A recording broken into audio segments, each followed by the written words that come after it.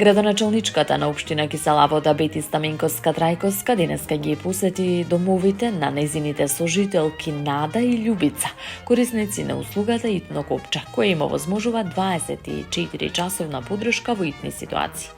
Разговаравме топло и искрено за нивното секојдневие, ми раскажаа колку овој мал уред им значи за мирот и сигурноста. Со задоволство сакам да информирам дека услугата продолжува непречено за сите 40 досегашни корисници, истакна Стаменковска Трајковска.